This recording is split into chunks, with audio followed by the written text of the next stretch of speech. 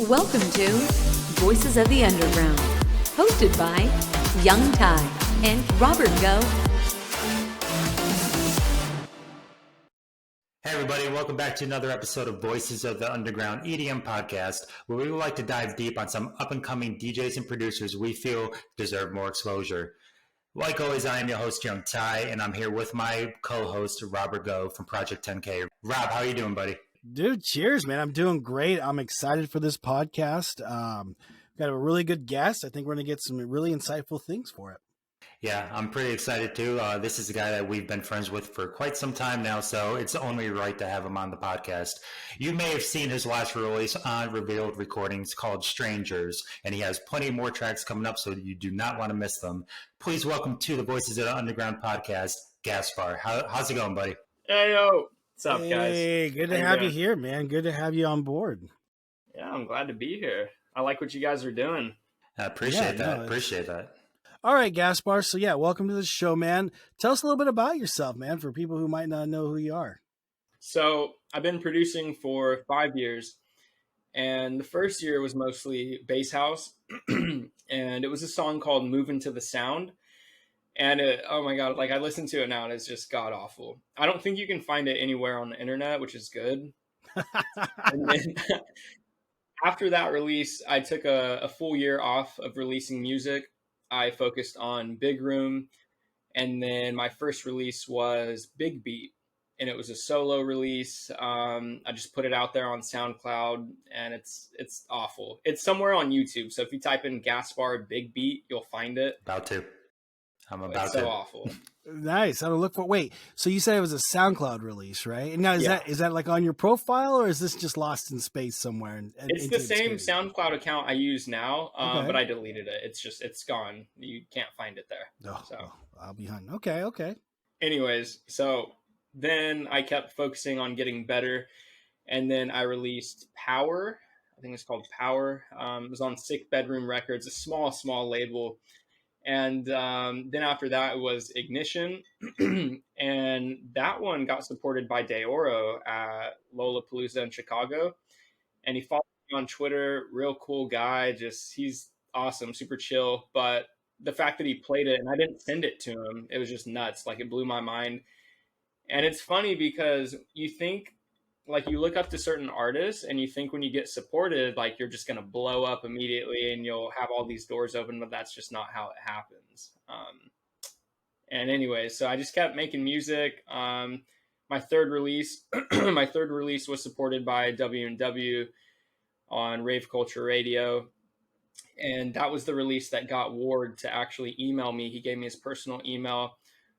Still haven't released on Rave Culture just because they're so like they release the best of the best, and I think we can all agree with that. But yeah, and then from there, just slowly but surely kept climbing the ladder. Chris reached out to me at the time; it was Loco Recordings. Started releasing on that label, and then it was Intensity, as you guys know, and then from Intensity this year it was Revealed Recordings, a single. What was that transition like? Because I think a lot of people, they found you through the early Loco stuff, or for Loco it was towards the end. And then that transition, what was it like going into Intensity for you? Well, it was like 2 a.m. for me. We had this big Facebook group message, like the Loca artists and, or just the main artists, I guess you would say, and some friends for sure too. But yeah, we were just talking about it and we all knew what was happening with Chris. Him and the owners of Loca just were kind of butting heads, and he wanted to make his own label and he was ready to take all of us with him. And we were fully behind him because if it wasn't for him, we wouldn't be where we are, you know? Like I really do thank Chris a lot. He got me to where I'm at now. But yeah, we just all came up with the name. We were shooting different names and Intensity was the one he stuck with, and from there just started releasing. And obviously I had the first release there. He really loved Ominous, and from there we just kept it going, and that's pretty much it. And for the people watching, when he says Chris, it's he's referring to Chris Lau, for if you guys aren't familiar with Intensity and the owner GM of that label. So you were the initial release with Ominous. How'd that track do, man? Like, is that something that you like really put you on the map after your early DJ supports? I just burped. Yeah, it was he's laughing. It was definitely the release that I guess you could say the Gaspar sound was born, like the effector lead, and just if you hear like Born for EDM or Strangers, Titans, everyone just it's just that sound, you know. So yeah, for me it did good. It was what showed me like, oh, this is my sound, like this is your sound, and you're seeing the reactions from all these people and producers, fans, and I think Chris was the one who told me you have something good here, you know. And after that release, I was trying to just make different stuff, and then I was like, no, I need to make something like ominous or include that like effector lead, and so I did that, and I think I was born for EDM. I'm looking at the canvas. If you see me looking around, I'm just looking at the canvases, but yeah, it did good. You know, it didn't blow up on Spotify. It's not my most streamed song, but it's definitely a song that means a lot to me. Yeah, I love it. Yeah, and then so from that point was that kind of like your home label Intensity, or did you have any other releases? Any other underground Um, labels? no, it was always, I mean, from where I'm at now, it was Sick Bedroom Records, and then after that was Feel Q Recordings, just one release there, Yeah. and then that's when I got in touch with Chris. It was Loca, and then once Intensity started, that was that was the label where like this is home, you know, like this is, you know, I have a safe place here, and I was always sending stuff to Ward. Again, always getting declined, which I don't beat myself up about that. I just know like if you want to release on Rave Culture, you have to have like just an astonishing song. It's got to be Like, the best of the best. yeah, Intensity was like a safe place for me. I was always sending stuff to Revealed, and it was always getting declined. I think I sent maybe 80 songs to Revealed before, Really? you know, signing, like something crazy like that. Yeah, like songs I haven't even released. Like, um, and I was releasing on Glow as well, but Intensity for me was like something special. It's the biggest underground label for sure. But yeah, like for the most part, it was my home, you know. Yeah, and there were some really good other artists on there that also came up in that same scene that you were kind of releasing with, right? You can almost say it was kind of that, like you said, the main artist that you guys had a meeting with. How did you guys work together? Did you guys ever talk about doing like a big collab release for Intensity, or what was that dynamic like? No. Well, I feel like at one point we did talk about a big Intensity release, kind of like Loca did, and it was just kind of brought up for a sec and then never really went anywhere. But as far as like the top Intensity artists, I mean, the ones that come to my mind are EMKR, TBR, Jesus, Winning Team. But it was always one of those things where everyone's just kind of making their own music, and we kind of would pitch an idea like, hey, do you want to work? Or maybe I'd tell Winning Team like, dude, I want to work with you guys, and they'd be like, yeah, we're down, but never really send anything to each other. I think we're all so focused on like our own tunes. A collab just kind of comes about like in the heat of the moment. Like as much as I want to collab with Cedric TBR, I don't send him like 20 ideas until he likes one, you know. I think I sent him a few melodies, and he was like, I like this one, sent it to him, checked in maybe like 2 weeks ago. I was like, hey, have you done anything with it? And he's like, no, I haven't. I was like, okay, like that's just how I am, you know, like with collabs, I don't Yeah, so it's just pressure more like anyone. It's just, an organic kind of vibe. If it yeah, happens, like, cool. If yeah. not, because yeah, you had that big collab with Chaotix, who we've had on the show beforehand. So is that a route that you like to do? Do you like doing collabs, or are you more kind of a solo type artist, or a little bit of both? I don't want to sound cocky when I say this, but I've always been a solo guy. And I've always said since day one, like, I'm doing this because I love it and I'm doing it for me. And if someone wants to collab with me, you can send me stuff, you know? Or like with Adam, we're such good friends. Our Smooth Criminal remix, I told him I couldn't make a break for it, but I have this killer drop. I love the breaks you make. Can you do something on it? He's like, yeah. did it, came out perfect. And then same with the Tiesto remix. He was like, have this killer break, but not a good drop. And I was like, dude, I've been wanting to remix this. If you send me it, I'll crush it. And I did a drop in like, I think that same day I made the whole drop, and I sent it back to him. Like, he was blown away, and it came out perfect. I checked it today. It has like 24,000 streams on SoundCloud. And then on YouTube, it's like 30,000 or something. I don't know. Like, yeah, it's doing good across all platforms for an unofficial remix. And you see Domino playing it at the festivals. Yeah, and getting stuff. supported everywhere. Yeah, it's crazy. No, that's huge. Gabe, DJ Guy talked about it as far as how he counts more DJ supports than say Spotify streams per se. And yeah, I see that track across my feed throughout the course of time. It's remarkable. I've seen it. That song for an unofficial remix, that might be my most supported song, honestly. Like, I've seen it be played at a festival in Canada, a club all the way in China, like just everywhere. Like, it's nuts. It's just crazy. So yeah, it's good though. It's good. Okay, so you're releasing on Intensity. You're building up your fan base there, a very connected fan base. Something we want to talk about a little bit later as far as social media goes. Then okay, so that's when I kind of met you earlier in the year when Intensity had opened up their Discord, and you were a big participant in that, right? I'm sorry, what was that? I was big in what? As far as the Intensity Discord, you were a big participant in that. As far as you were constantly on there, yeah, I think you did quite a few live streams and showing through projects. What it was about that time you'd signed to Revealed, right? Or you were talking with them, and how'd that go down for you? Yeah, it was already, they told me it was like, they wanted to sign it, and it was very low key. It was hard for me. It's always hard for me to keep a secret. Like, it really is. I mean, even today I told you guys there was some news, but it's just always so hard for me to just really keep a secret. And in the Intensity Discord, I was hinting at it, but that was definitely around the same time when it started. I was talking to Revealed. They were interested in the track. Right.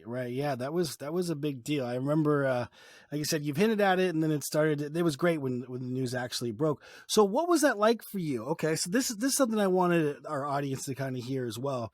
Really getting into the meat and potatoes of signing a track, because I think people always think it's so easy. You've talked. Ty, you gotta get a new fucking chair, Ty. I'm sorry. I'll mute myself. No, but you talked about being rejected nearly 80 times. So a lot of demos, you obviously didn't give up. But what was it like after you signed to Revealed? How did that change you, or how did that change the people around you? Yeah, I got declined so many times that I stopped sending Revealed my demos. Literally, maybe before Strangers, I didn't send them like Born for EDM. I know I sent them Titans, but I didn't send them like 4 to 5 releases maybe. I just stopped because I felt like they just weren't investing in Big Room maybe. And I was wrong for thinking that, because they definitely are, but they just declined me so much I stopped sending them stuff. So once I signed to Revealed, it was still the same. Like, it was a wow moment. Like, I remember seeing the email and seeing my cover art, and I literally, like, I think I teared up, actually. It meant so much to me, but nothing changed for me. I definitely got more followers, more streams, things like that. But at the end of the day, I don't make music for followers or streams. Like, that stuff's cool. Like, numbers look good and they're cool, but that's not why I make music. But once I signed there, you asked, like, did friends change around me? Since the beginning, I've always had my outside friends who don't make music. Those are like my brothers. Shout out to like Bryson, Kevin, John, all those guys. But my producer friends that I came up with, even people with Intensity, even Chris, the owner, people like that, once I signed, I left the Intensity Discord just because so many people were joining, and it was getting like, it was becoming more of a distraction I would find myself like not being able to make music. And so I left the Discord to focus on myself, because once I signed to Revealed, on my mind, it's like, hey, I just released a single. Usually you see people release on main labels, it's a collab with a bigger artist. Yeah. It was a single, and that's nuts. Like, I'm gonna toot my horn for a sec. Like, that's hard to do. Like, that doesn't happen often. So now on my mind, it's like I want to collab with bigger artists. I want to impress bigger Revealed artists, get collabs with them. And so I separated myself from Intensity's Discord to focus on those projects. And once I did that, it like everyone that I knew, it was like everyone against Gaspar. Like, I was this bad guy, and it was so silly to me because I'm like, the owner, Chris, I remember him telling me, like, he's telling me how Axmo left when they signed to Rave Culture. They did it in this professional way. And I was like, did you want me to write you guys like a personal like paragraph essay, And I know this is some drama, but it's good to shed light on things like this because it's not all sunshine and rainbows in this industry, let alone the underground. So that's when I just realized, like, oh my gosh, everyone I've been hanging out with, or not everyone, but for the most part, are immature little kids. Like, honestly, like childish. And I was just blown away. I even talked with EMKR, Danish, afterwards. Like, he's DMing me, I'm DMing him, and he's like, I gotta say, it's kind of weird talking to you. And I was like, huh? And he's like, you left the Intensity Discord. And I was like, oh my gosh, like, I don't know. It was just a bit silly from my point of view. I understand maybe where Chris was coming from, but if you expected me to just like sit around there, like, and act like I'm happy when that Discord didn't really make me happy, like becoming a distraction. If anything in life, a person, whatever, like is becoming a negative energy or a distraction from me and my music, I'll separate myself. Like, because at the end of the day, it's music. Yeah. Not a Discord with like 900 people. I think that's a really good point. Everybody kind of has something. Maybe in your case, it might have been a Discord, or maybe, a job, relationship, whatever the case is, something that really takes them off their mark, a big distraction where they kind of get lost in what they're supposed to be doing.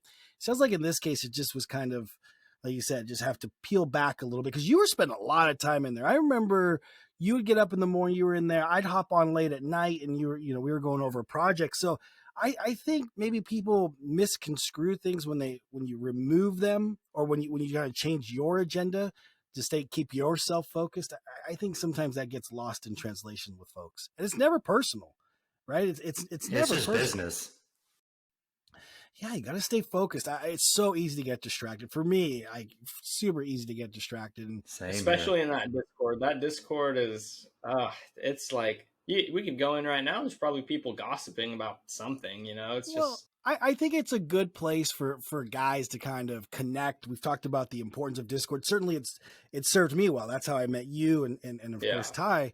And so I think if it's used in the right capacity for thoughtful discussions or production questions, I think where it kind of gets a little weird is when it's, like you said, it gets a little gossipy. And I think that's synonymous with Facebook groups and other Discords. And so I think, if you can stay on your mark, you're going to be highly successful in this business. Yeah. At the end of the day, it just comes down to focusing on you. You are what's important, not just with music and life in general. You got to focus on yourself. And like I said, I take my music extremely serious, and I'm always myself around anyone. I don't change for anyone. So if you don't like me for how I am, cool. If you like me for who I am, cool. Like, I'm not going to lose sleep over that, And when that whole Intensity fallout happened, I think I was more so a bit upset that I lost a connection with Chris, because I feel close to Chris. But I think at the end of the day, from my point of view, he just started hanging out with the wrong people. I'm not going to name drop, but like, I think he just started hanging out with the wrong people. And it sucked to see that, but we just keep going forward, you know? Yeah, and since you were such a big part of Intensity as far as being the inaugural release, the 50th release as well, I remember that's when I started coming around, is when you guys were celebrating that. Do you see yourself kind of, mending bridges and reaching out and potentially releasing with Intensity again, or is that something that's kind of not on your radar? I think for me, when I signed to Revealed, in the back of my mind, I wanted to continue to release with Intensity, and help it grow, help shed light on that label. I think I even remember telling Chris this over text or DMs. I wanted to release with Intensity still. Like, I really did. But after everything that happened, I'm good. I don't want to release on Intensity anymore. And if I'm allowed to dive in on that, if you guys want me to dive in, I will. I mean, that's why we're here. I mean, I think ultimately it's to shine a light in all directions, the good, bad, and the ugly, I guess. Yeah, and it's good for producers to hear what I have to say about this area. I think since signing to Revealed and seeing all that stuff happen, I don't want to release with Intensity ever again. Some might hate to hear that, but I don't plan on releasing with Intensity ever again. If Revealed declines the track and Maximize or whatever, it gets declined, I won't send it to Intensity. I'd rather probably send it to Turn It Up Music. There's been big artists that release on that label, and I would probably do that. But another reason why is because I felt my most successful tracks have been ones like, even ones on Glow, Mind Reader, Flaws, Strangers. Chris declined those for Intensity, right? And I heard he's been declining my friend Corey's, his music. I know you guys haven't heard Corey's upcoming music. It's so sick. I think after seeing Chris decline Strangers, and then I sent it to Robin with Glow Records, he was like, dude, he was like, we'll sign this, And I was like, oh, awesome. And then I remember DMing Robin, telling him, oh, Revealed wants to sign it. He was like, go on, like, you deserve it. That made me feel so much more special than Chris being like, no. And I think not only him, a lot of people in the underground scene, they try to make this out of this world song, this something so different, like the next Martin Garrix Animals, You go listen to like Strangers or even Kevu's most recent Big Room tune on Revealed. It's just a simple break melody, maybe a catchy vocal, and the drop is just a catchy melody. It's nothing crazy, like it's nothing crazy. It's generic. If people want to say that, that's cool. But generic is like, in my opinion, it's simple and it does wonders, I'm going to just kind of say this really quick. I told you guys I had some news today about my next Revealed release. They want to sign this song.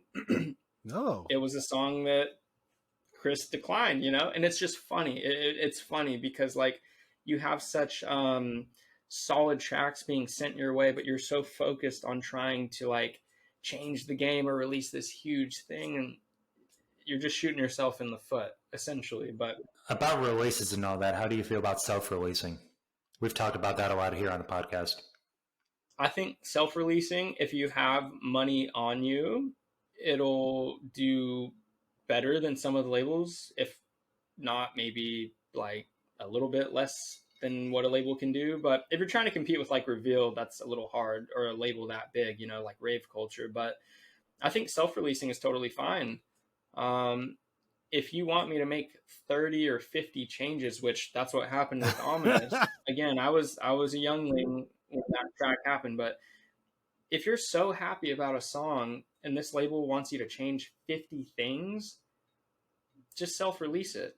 Because the difference between these underground labels, like we're going to talk about Intensity again, the difference between Intensity, they want like 50 changes to a song.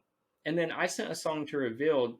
It ended up getting rejected, but they told me at first, they said, hey man, maybe EQ this, change the kick, and it's maybe missing some mids. I was like, okay, that's feedback, so I can do that. I do that, send it back, and ultimately the team they think it can be better, doesn't fit. This version at least doesn't fit, and boom, we try to make another version. That's how it should go. Like, if I send you a song and you want 50 changes, and then I do those 50 changes, then you're like, maybe this, that. I'm out. I'm Yeah, done. You know? I know what you mean, because I remember, we had some guys on an Intensity Discord, and they were talking about what it's like to sign to Revealed and bigger labels. And they were like, yeah, I mean, it's nice to change the song. You want to make it fit the label, but you also want your creative, artistic stuff in there as well. And I've recently gone through this, and I'll elaborate that maybe on later. But yeah, there is a line between making a change to get to the label and then not losing who you are as an artist. Yeah, I think if you have something special and you have your own sounds in a song, and then someone's trying to get you to change your style or your sounds, that I'm not going to do something if it doesn't make me, Gaspar, happy as an artist. Why would I do it? That might be what you want me to do, but that's not what I want to do, Yeah. Well, fuck it. Let's just talk about this, because I think this is good for producers, and we're kind of in this producer tips area right now. And it's like, I remember I told you, I'm like, hey, the label kind of likes this song, but the hip hop elements that I put in all my songs, they don't want that shit. And and I remember the guys were like, oh yeah, okay, cool, whatever, just make it more EDM. And then I remember we were on a call, and you were like, look, man, if you want to do that, you basically guilted me into like, hey man, just gotta remember who you are and how you got here. And I thought that was one of the best pieces of advice that I've gotten. And we're always talking about how we can help people, and it's nice to hear it from someone on the outside looking in, like, hey man, that label might not be right for you. If this is a track that you came up with, it sounds clean, then yeah, maybe you should just stick to your guns and not change who you are and find something else. Yeah, exactly. And I think a lot of people try to, again, in the underground scene, they're trying to like break their back over making this huge hit, man. Like, the thing is, if you've been supported by bigger artists, you're not cooler than the guy below you, because there's 20 other guys who have been supported by Garrix, whoever, There's so many people, including myself and Chaotix, right? Adam, we've been supported by big artists. So if you're coming up from an underground scene and you start getting support by like bigger guys and you think you're cool, you're not. You're just quit trying to be like this hot shot, just focus on your music, make what you want to make, and just be a normal human being, man. Like, you're not cooler than the guy next to you who maybe has a laptop and his CPU is on fire, like we're all just here to make music. Like, just make music. And it's so funny because I know when I release my next Revealed release, so many people are going to be mad, and it's fine. Like, I enjoy it. I honestly, when people write negative comments or whatever, I laugh. I literally love it. You've when heard someone's this. Like this, huh? You've heard this though. Let's get into this. Ty, we've even talked about it. You've heard this. You've seen it on message boards. You've seen people say, hey, sounds like, or this is generic big room. Yeah.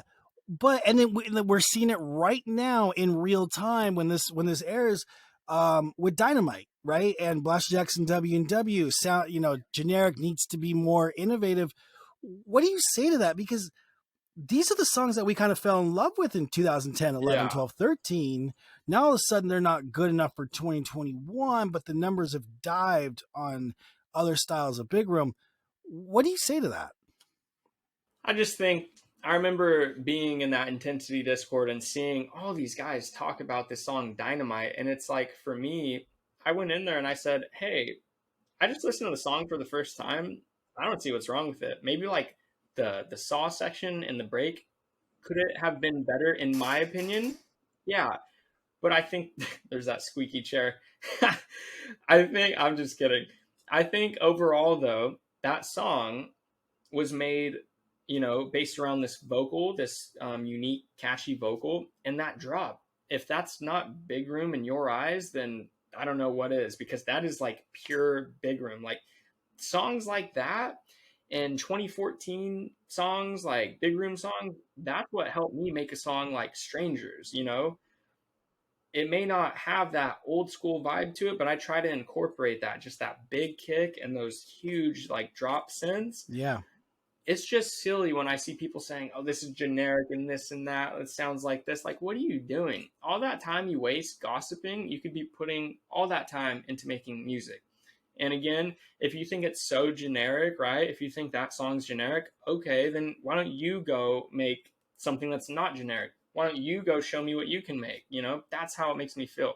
I'm not even in their shoes and I feel like disrespected, you know? Yeah, I think when you try to get too complex, the market, let's put it this way, the market speaks for itself. We've always said this, we've heard it from another individual, and it's clear as day that this old school big room is what people like. Like when you get so innovative, and you talked about it before, the streams aren't very good. We've seen a recent case in an EP release. Ty, what do you think? I mean, do you feel like WW Blasterjacks have to continually innovate, or do you feel like getting back to their, golden sounds, if you will, the golden era of big room? Do you feel like that's a good direction for them? No, they can stay making what they're making right now and still be successful. You can innovate a little bit, but no, that old sound and stuff, that's never going to die. And you're just putting too much thought into it at the end of the day. Yeah, and I think they're doing a good job making it thicker and fuller. I mean, that's just kind of the direction. So they're modernizing some of that. But I played that track for my wife. It's fucking sick. Like, she's It's not like a good big track. Yeah, dude, if you play that at a club in real time, if you play that to actual human beings who play music and listen to music and consume music, they will fucking love that drop. They will lose their minds in a festival.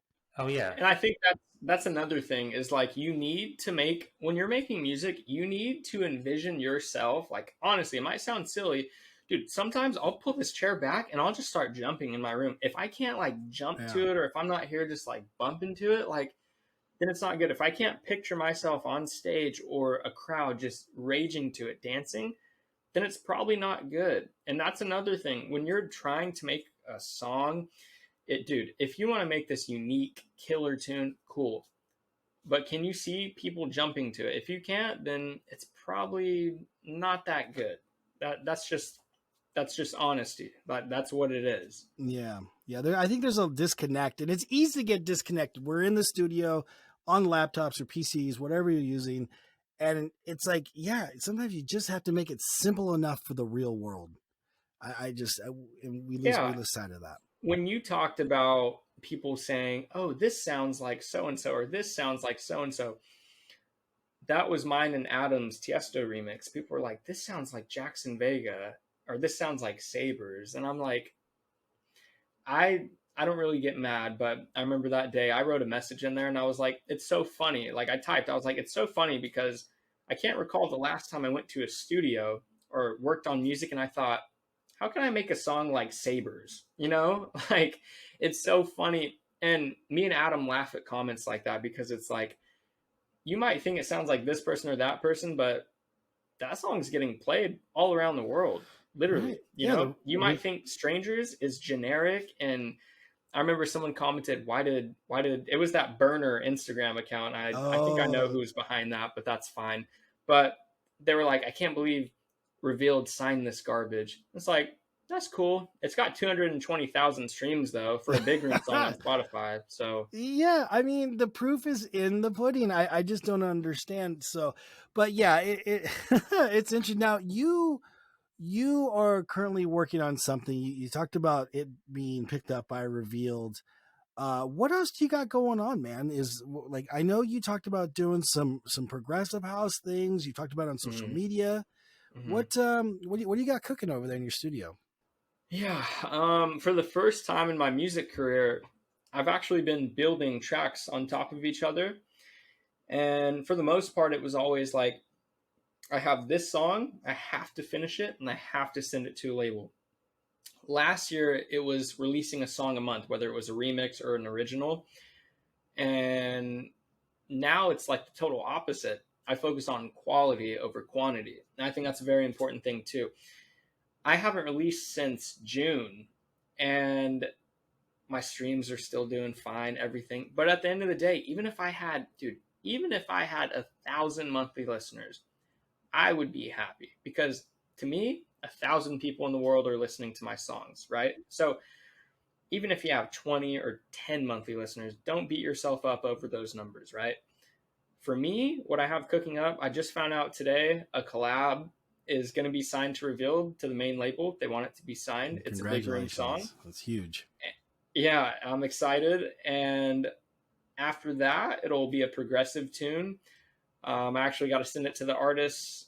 I don't think there's any hurt in saying who it's with. The song that's going to be progressive is with Domino.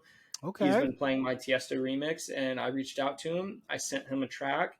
He got back to me, said, hey, I have these vocals. He's actually the singer in the song, which is nuts. He can really sing. Wait, hold on. The actual vocalist in this collab you're working with is Domino. Yes. Oh, and didn't know he could sing. It's a very catchy vocal. It's his vocals are very, very good. He's talented for sure. So that'll be one of the songs as well. I actually have a big room collab with an underground artist who just signed to Revealed named Quero. I don't know how to say his name, but so talented. Talked about him before. Yes, I'm actually going to be sending our collab to Domino as well because I love some of Domino's music and I know he's into big room as well. So I'm going to send it to him and see if he wants to hop on that. And then I have a collab with Corey's and I have a song with Alessa, the vocalist. And right now I'm just kind of making different stuff, making what I want to make. I'm not in a rush to release a song every month, every 2 months. When it's ready, it's ready. When it gets signed, it gets signed. That's all I'm focused on right now. That's a great mentality. That's a great mentality because there is pressure, right, Ty? You've been there. You've been through this. Like, hey, it's been a while. If I don't release, I'm going to be forgotten about. So yeah, I think you talked about quality over quantity, and yeah, I think that's a really good mindset to have. And I think I wish I would have known what I know now when I was an up and coming artist in the underground scene because I was in that mentality. Dude, if I don't put a song out next month, oh my God, my life's going to feel just like it's about to just die off. Like that's, you essentially are self-sabotaging yourself. And I wish I had the same mentality I have now back then because I wouldn't have put out all those remixes. And it's funny too, because my Dua Lipa remix with Canon is my most liked remix up there with the Tiesto one. It really is. I hate that song. I'll never play it at a show. I don't want to, nothing. But I just wish I would have known what I know now because I just want to tell producers out there, you really just need to focus on quality over quantity. I promise you, you won't die. You won't lose this, that. Like you're going to be okay. Focus on quality. Nice. Good. That's good to know. So focusing on quality, if they want to get better quality, they can hit you up on Patreon. I saw last month that you launched that thing. How's that going for you, man? Yeah, it's going good. I got maybe like 20, 25 Patreons, but it's good. Yeah, I just want it to keep growing. I know with each release, it'll keep getting bigger and bigger, but for the most part, it's just to help producers out there, really. Like I just always said since day one, I have two things. Number one was I always want to be able to get to a position where I can help up and coming guys. And then as far as shows, one day I want to have a show where I donate all the money to a charity or an organization that deals with disabled kids. I have cousins that have Down syndrome and things like that. So that's a big thing for me. And I'm going to do that one day. I will do that. But yeah, the Patreon page it's good. It's chill. Next thing I got to get is my merch. So I can sell to fans internationally. Yeah. I remember seeing that. In fact, I am a proud owner of a pink hoodie. I won't say what size it is, but it fits comfortably. But it fits phenomenal, though. I will say that it's getting wintertime here in SoCal, so I can actually. It's comfy. I can break it out.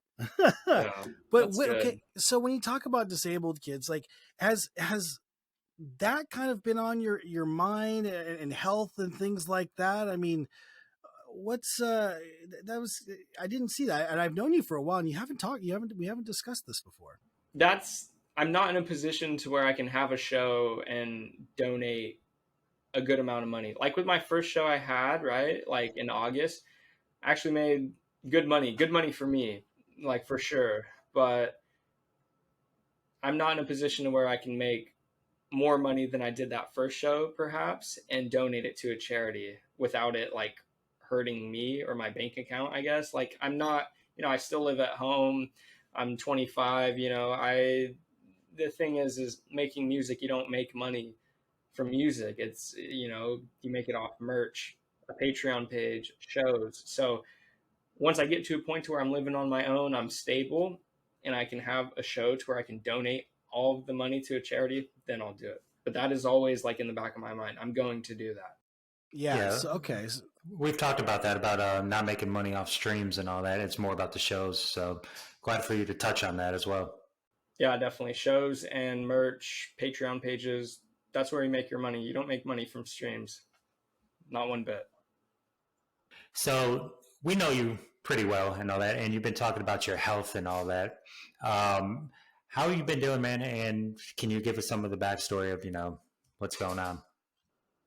Yeah, so right now my family and my best friends, like outside of music, and my girlfriend, she is like, they're the only ones that know about this. We had a pretty big scare. I thought for a sec I actually had colon cancer at 25. I know that's kind of nuts. There was some blood in my stool, and I remember laughing about it. I told one of my friends, I was like, dude, I just had ice cream and like had like blood in my poop. I told him, I was like laughing. I was like, because I'm lactose intolerant, I have a sensitive stomach, and I'm like laughing about it. And he's like, dude, like he wasn't kidding. Like he was serious. And I've known him since like the second grade. His name's Bryson, but he was like, that's serious. You should get that checked out, dude. And I was like, okay, yeah, I'll get it checked out. And I went to the doctor, and he told me, I remember him, he like shrugged his shoulders. He was like, I think you have hemorrhoids. You're 25. I think you have hemorrhoids. And I was like, okay, well, do I need a colonoscopy? And he's like, no, you can if you want, but I don't think you do. And I was like, okay. So I didn't get it.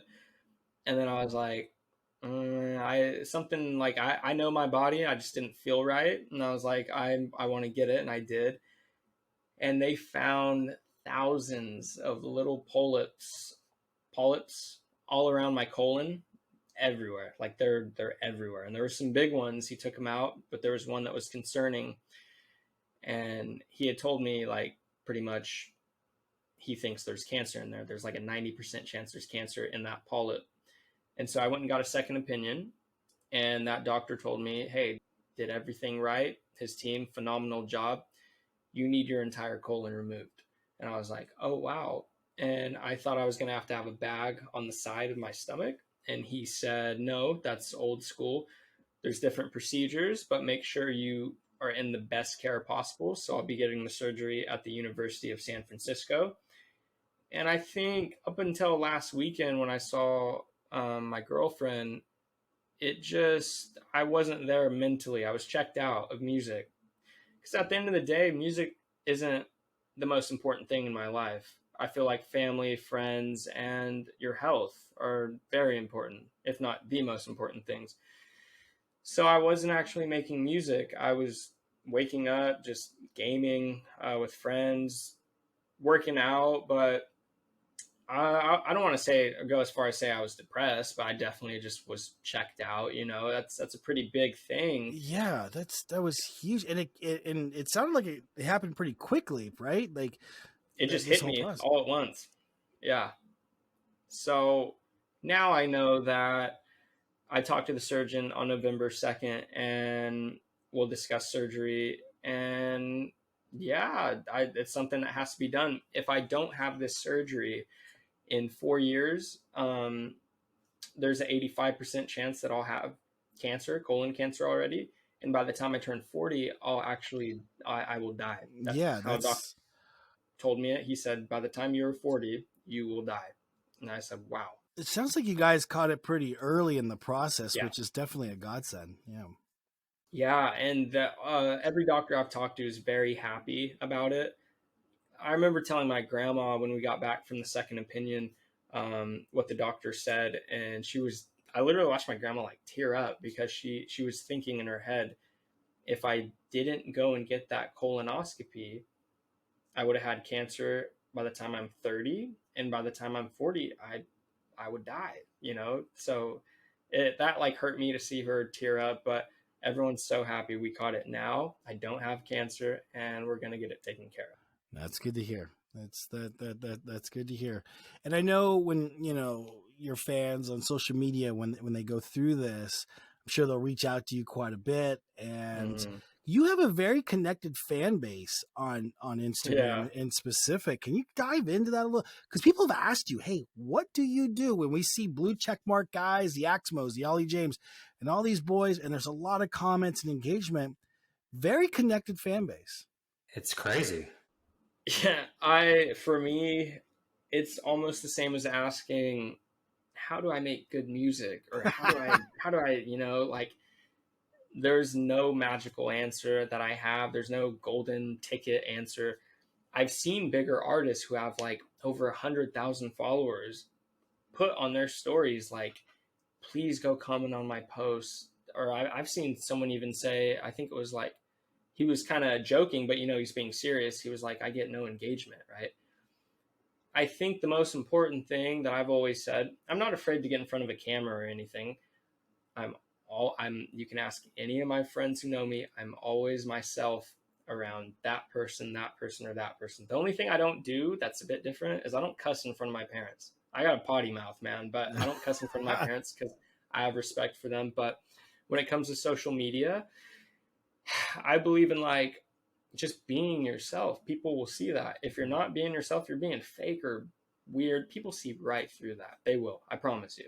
So I think as long as you show yourself, that's a big important thing. If you show yourself and you're active on your stories, do Q&As before every big release. Something I do, I always say, hey, I'm going to do this 3-question quiz, a 5-question quiz.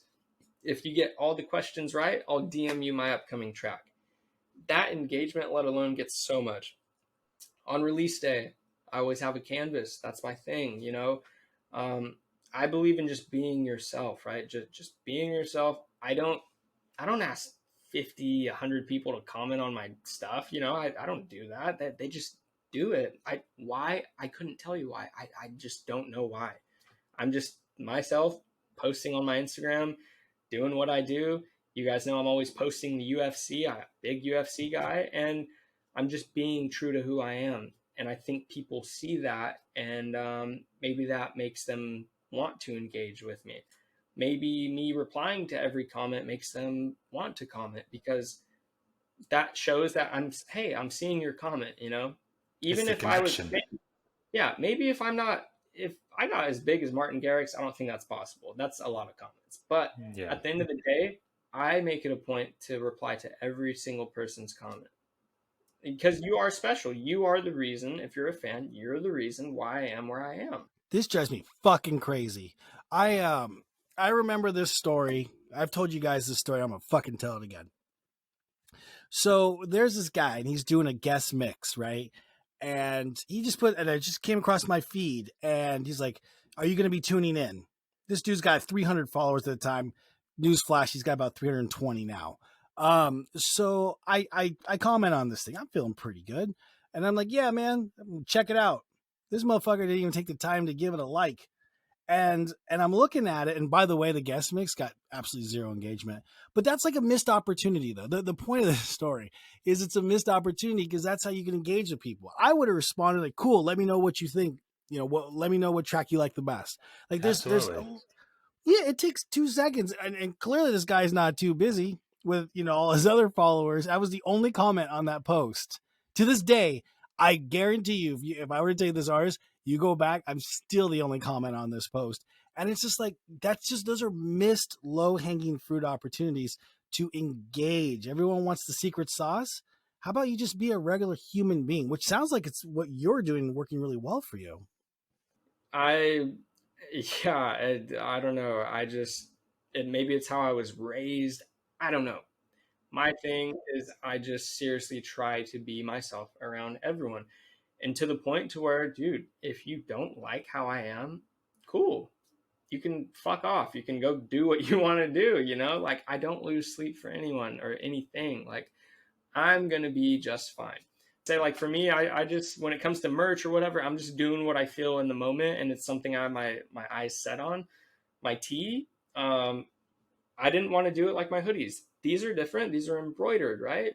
No one really has embroidered merch. I thought that'd be a cool idea. My hoodies, a lot of people bought them, like a lot of people, to where people are still asking me for hoodies. And I want to sell to fans internationally, and I will soon.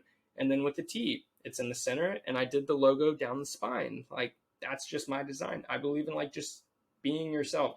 And if people want to copy anything, like, that's cool. It might bug me a little bit because I'm seriously, like, I try to just tell people, just be yourself. Like, why would you want to go copy this person or that person? Just be you, man. Like, when you're not you and you're fake on behind a camera or on social media, people will see that. Like, people are going to see that. I promise you.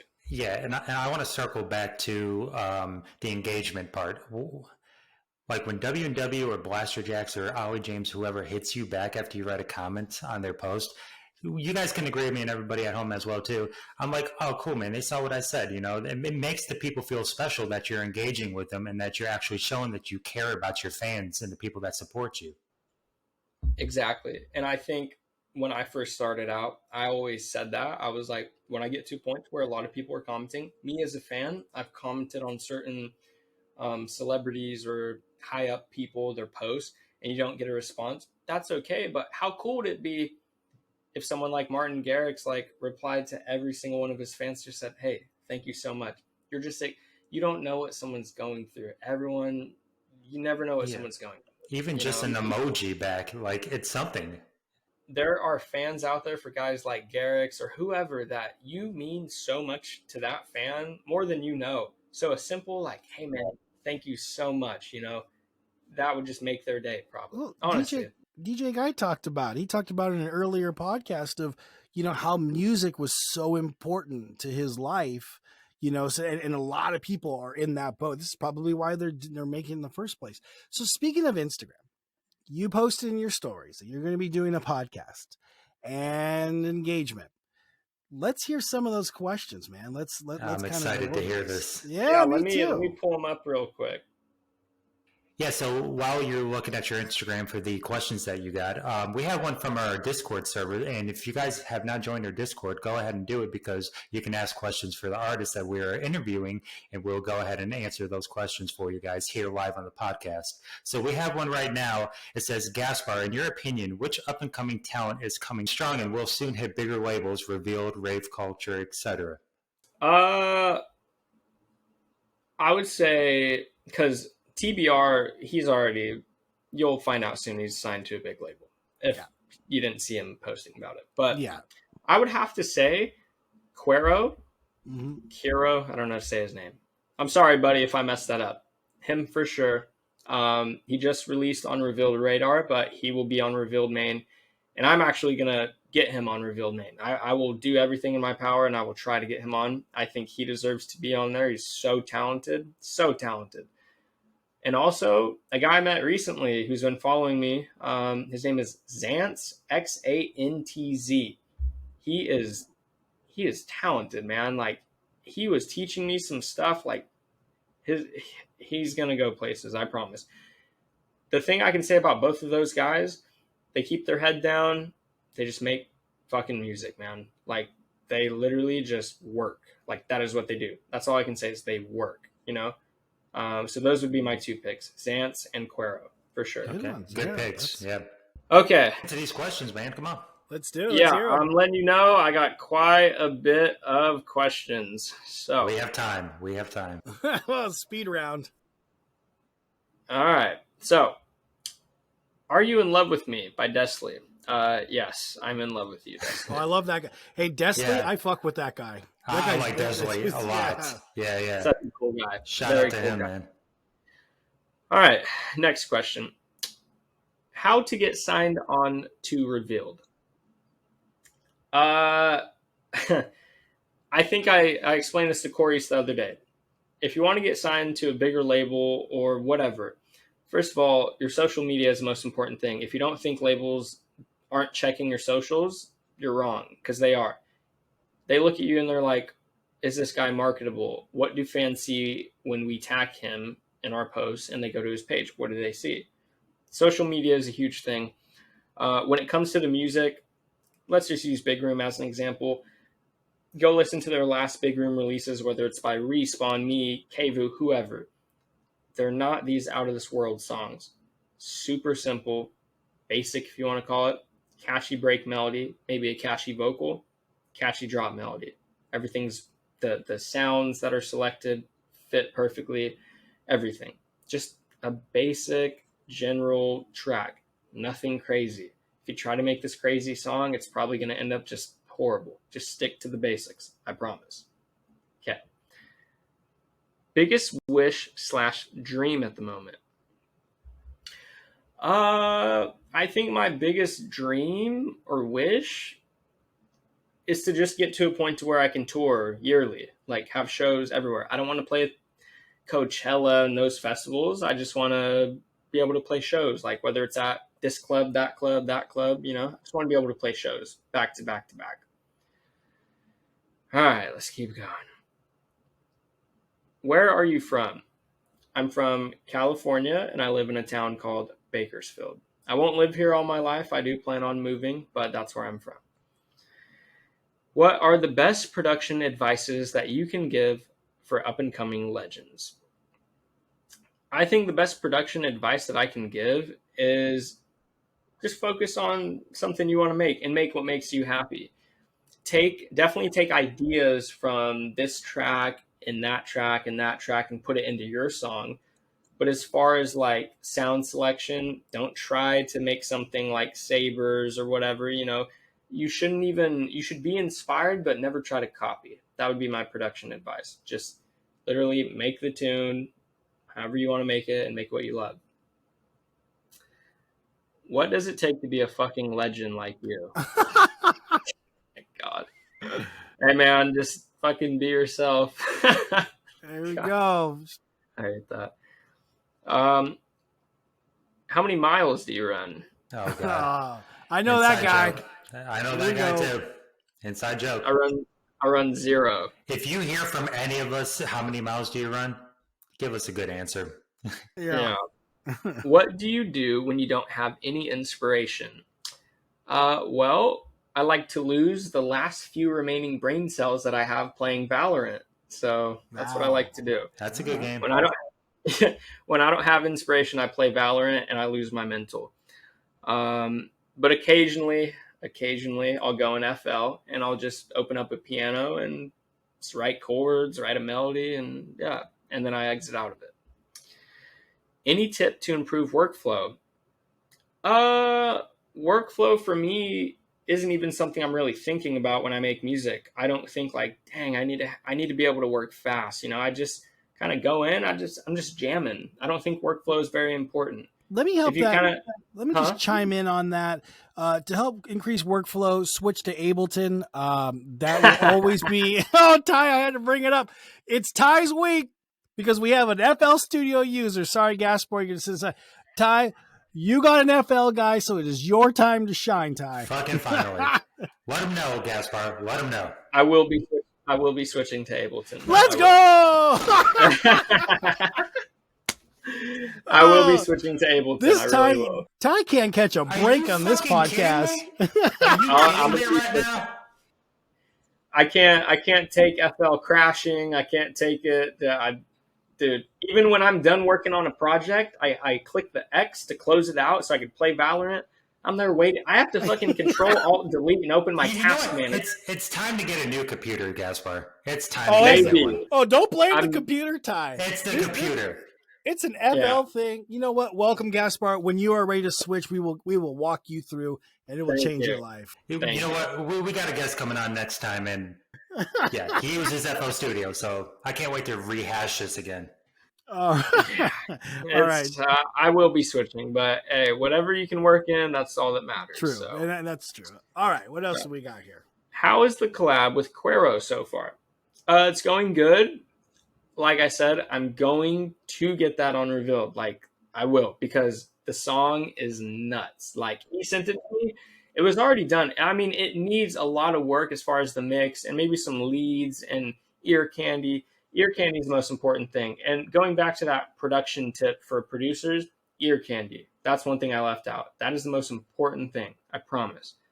But nonetheless, the collab's going great. It's going great. Okay. Is this? Yeah. Okay. Your favorite energy drink? I don't drink energy drinks. I was for a sec.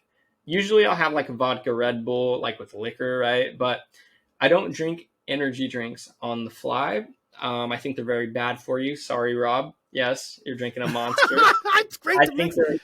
It's versatile. You can mix it with Crown Royal too. Like, yes, guys. If I'm mixing it with liquor, I will drink one. But in general, I don't drink energy drinks. I was starting to drink Celsius, but I'm allergic to those drinks.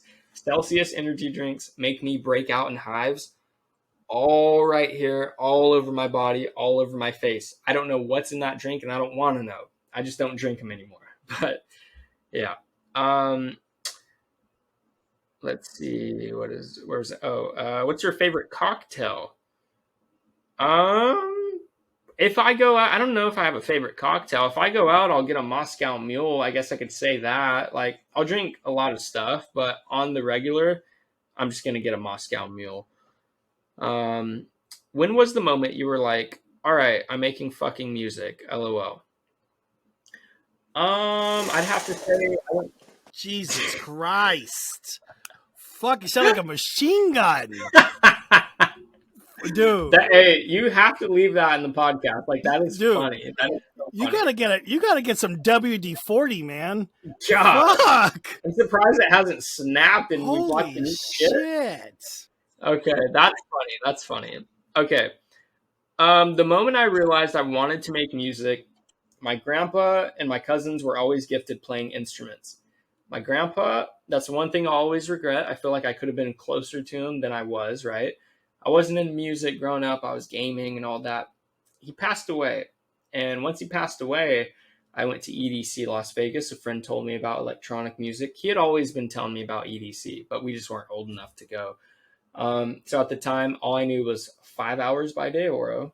I knew Martin Garrix Animals, and I knew Skrillex and Deadmau5. It was just those four. That was it. I went in, and he showed me at the time. He doesn't listen to him anymore, which is sad, but he showed me Blaster Jacks. And I remember watching Blaster Jacks, and I was like, oh my gosh, like they had just premiered Ghost in the Machine with Moti. And I was like, this is insane. And then they took me to see Martin Garrix. And Martin Garrix, he was the last guy I saw. Before him, it was Armin van Buuren. And Armin was the one that did it for me. Honestly, though, he was the one that did it for me. They had his face on a big old screen. And this dude, man, like, I'll never forget it. He was smiling, cheesing, dude. So happy to do what he was doing. And my buddy Christian will tell you the same thing. I remember looking at him and talking to him and saying, that guy is fucking happy. Like, it was infectious, literally. And that was the moment where I was like, I want to learn how these guys make this music. And then I went to see Garrix, and he's playing Proxy. That is my favorite big room song till this day.